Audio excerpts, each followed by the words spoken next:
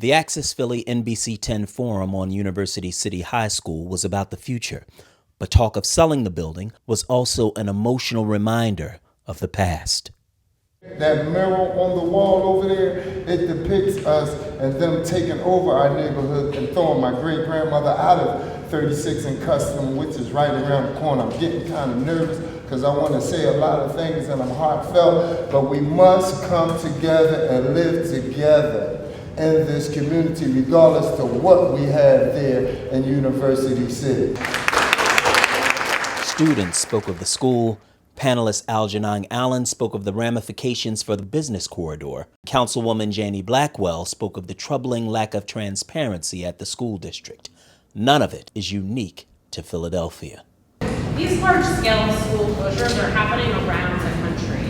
They're happening in cities like Chicago, in Kansas City, in Tulsa, Oklahoma, and Washington, D.C. But this is not new, and this is not unique, and this is also probably a problem that's not going away. University City High School, valued at $22.75 million, is scheduled to be closed at the end of the year.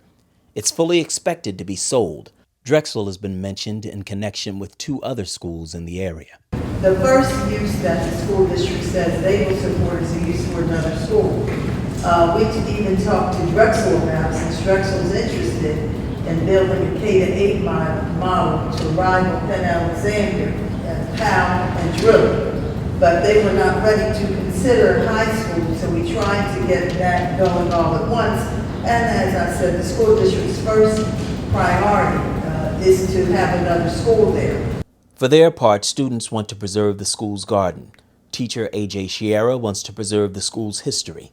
Stakeholders and community members have ideas for the future. The overall goal is to match what the city needs most, and that is the employment of our young population in real jobs within the city of Philadelphia.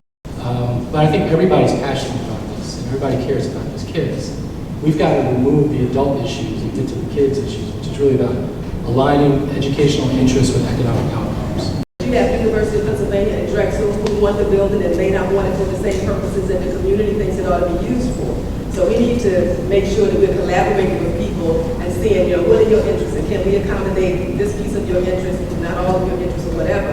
But we also, in terms of who may be waiting in the wings to buy the building from the school district, to present a plan to them so that they can say, okay, we will buy the building, but we like this idea. And if we like the idea enough, we come up with some money to buy it, and we can help you put this thing in place. If you really want to control what happens to it, be a part of it, meaning you raise the resources to be a part of the development. Bring dollars to the table, bring resources to the table. Then you get exactly what you want. Many want University City to reopen as a school. Others just want clarity on what community really means. I will say that the Pelican Village Civic Association, as the neighborhood closest to the site, we are the registered community organization. That probably will be dealing with zoning issues when it comes up for redevelopment or reuse.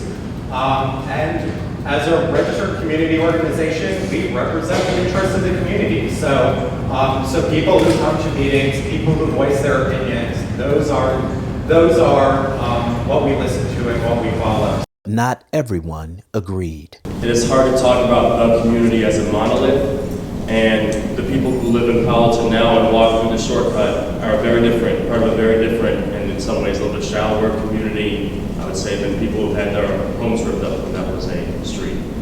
So it's important to know that the community is not one thing. There are many ways to be part of that community and supportive of it, and I think that's important.